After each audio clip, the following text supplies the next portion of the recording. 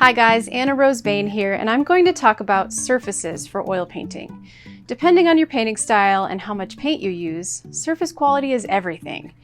Now, I know this is a huge topic to take on, but it's definitely worth discussing because what you paint on really matters. If you're like me, maybe you've occasionally found yourself struggling with a painting only to scrap it and start over on a different canvas. And maybe you found that it actually worked better the second time around. This happens to me all the time, and honestly, of all the materials out there like brushes and paint brands and palette knives and so forth, really your working surface is the most crucial of all those things as far as whether or not it will make or break the painting. Now, the world of oil painting surfaces can be really overwhelming, especially when your social media is bombarded with artists working on everything from acrylic primed canvas to oil primed linen to wood panels or aluminum or ABS plastic or even paper that's made for oil painting. What is all that stuff, and why do artists choose one particular surface over another?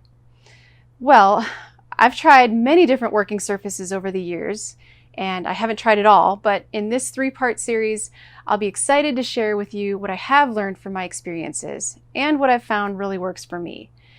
So in part 1, I'll talk about 3 important things to consider when choosing your canvas. In part 2, I'll show you some tips and tricks on how to take a cheap surface and turn it into a professional one that feels amazing to paint on. And in part 3, I'll walk you through my process of stretching, sizing, and priming a large linen canvas. So let's get to it. What are the 3 main things you should take into consideration when choosing your canvas? Well, if you care about your artwork lasting a long time, the first question to ask would be, is my working surface archival? Will it withstand the stress that environmental changes can impose on it?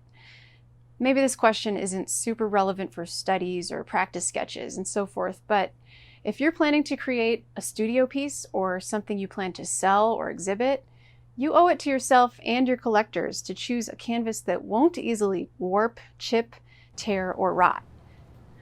Now, I think all of us love that satisfactory bounce of a good old-fashioned stretched canvas. Canvas has many practical purposes, namely the fact that it can be removed from the stretcher bars and rolled up for easy transport or shipping. But unfortunately, canvas is the least archival of supports, since it's the most susceptible to humidity. Over time, as it slowly absorbs and releases moisture, this can cause the paint on top of the canvas to crack.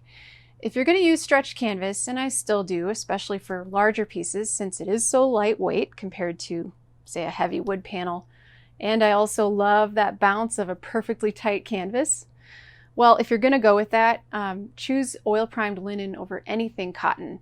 This means that pretty much all the canvases you find at your local craft stores are out of the question, unless you plan to doctor them, like I'll show you in part 2.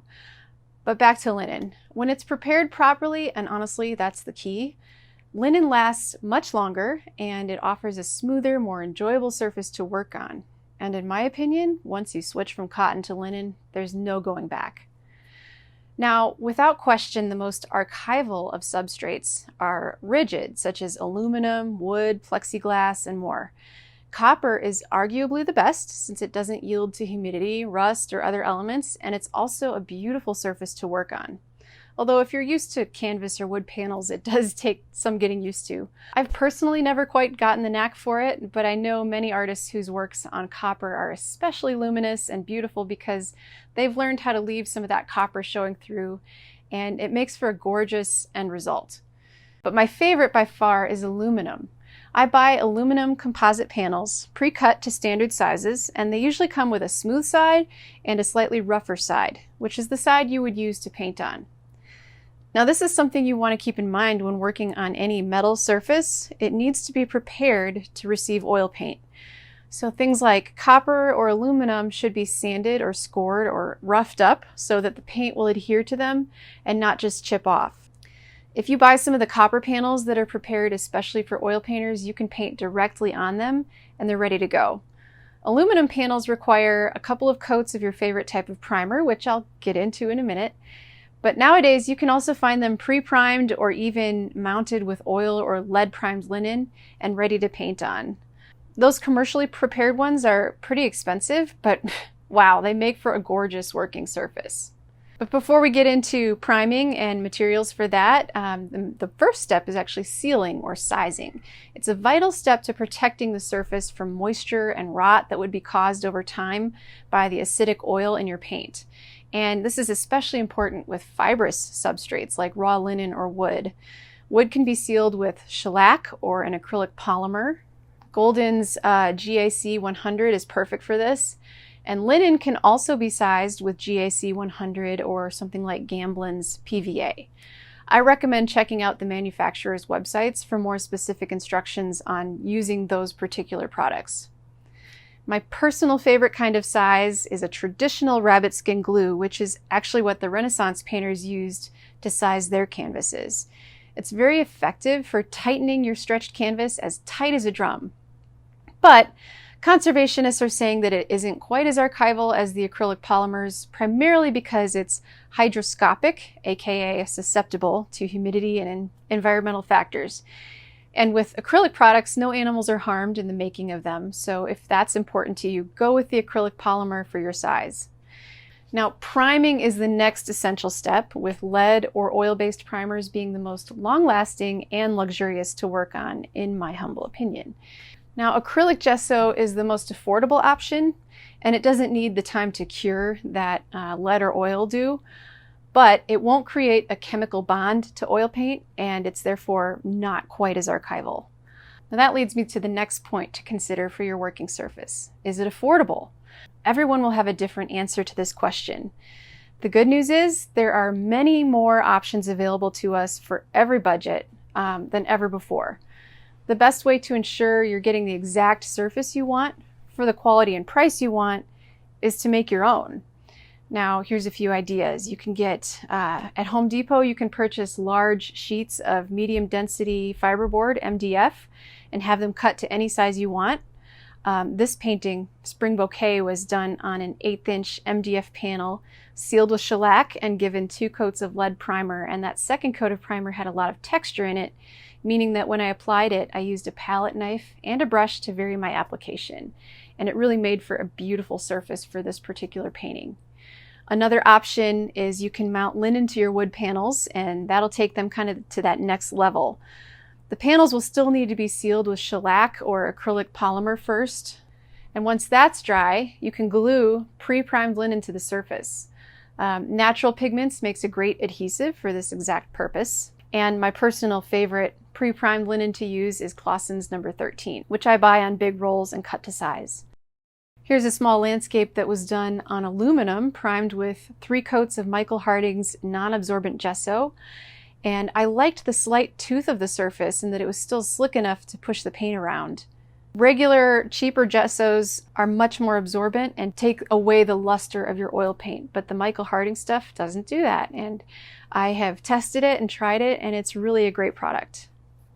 Some other affordable options are that you can buy pre-cut, smoothly sanded wood panels at various art suppliers, and some of the kinds that I've tried that I've enjoyed are Richardson gessoed hardboard panels or ampersand value series artist panels. And since the Richardson panels are already gessoed, those are great if you're in a hurry and you just need a sturdy and inexpensive surface to take on the go. Make sure you look for the word primed on the packaging, because if it isn't primed in some way, it's still going to require that extra step before you use oil paint on it. Doctoring store-bought panels or canvases, that's another great option. If you're really on a budget, but you don't want to go through the hassle of making your own, this is where you can start having a lot of fun and be creative. I'll show you some different ways to do this in my next video on surfaces. Now, the third question to consider is probably the most important. Is this a surface I enjoy painting on? Everyone's going to have a different preference based on their painting style. Do you like to work large or small? What's your subject matter, and what kind of surface does that require? For example, if you paint commissioned portraits of babies and children, you might prefer a linen canvas that's extremely fine weave and smooth. Or maybe you paint abstracts and you like a thickly textured canvas to help add to the effect you're going for, and that you can really load the paint on. What is your working method? Are you a traditional painter, or do you prefer alla prima? Are you tight and realistic, or loose and painterly? These things matter when choosing your surface. And in my experience, some surfaces are great for portraits, but maybe not so much for landscape, and vice versa. Recently I went out for some plein air painting and I struggled with a very smooth gesso board. And that just resulted in me having to wipe out my piece and grab a different panel from my bag. It turns out I need a bit more tooth or texture in order to capture landscape elements quickly and with as much variety of brushwork as I would prefer. However, that same gesso board worked great for some recent beach paintings of my kids, where the smoothness of the board catered really well to circular brushstrokes and patterns in the water. Now here's kind of a breakdown of what I like to use for different subjects. For larger commission portraits, as in anything bigger than a 16 by 20, I like to make my own stretched linen canvases from scratch using rabbit skin glue and 2 to 3 coats of lead or oil primer. For plein air paintings, I use all sorts of things. My favorite commercially prepared panels are from Raymar and SourceTech. I also use aluminum panels primed with 3 coats of Michael Harding's non-absorbent gesso, which I mentioned earlier, or I pull out some of my cheap doctored panels for this. For small or mid-sized paintings in the studio, I like to use oil or lead primed aluminum panels or Raymar linen panels, preferably again with my favorite linen, which is Clausen's 13. I do happen to keep that around on a big roll in my studio, along with various sizes of stretcher bars so that I always have what I need on hand. Or if I'm not sure how I plan to crop my painting, I can just take a piece of linen and tape it to a board. And I can then crop it exactly how I want to after the painting's finished and dry, and either mount it to stretcher bars or mount it to a board. Of course, it's good to have the occasional really nice, expensive panel on hand for special projects. I would consider lead-primed linen panels from New Traditions to be in this category, or some of the lead-primed linen mounted to aluminum from New York Central Supply. Or the L64C line from Raymar is really nice too. These panels are expensive, I'm not going to lie, but they're incredible to work on. Now listen, if this is all still super overwhelming to you, my advice is to try lots of different things and try each type of surface for your different types of subject matter. Play around with it until you find something that works for you. Once you find your match, you're going to be amazed at what a difference it makes in the overall quality of your work. You know, I've known judges and jurors for different art shows who said, "Oh, that painting would have won an award if it had been on a different kind of canvas." Well, keep that in mind. If you want paintings that are going to win awards, sell to collectors, and really stand out, choose a surface that works for you.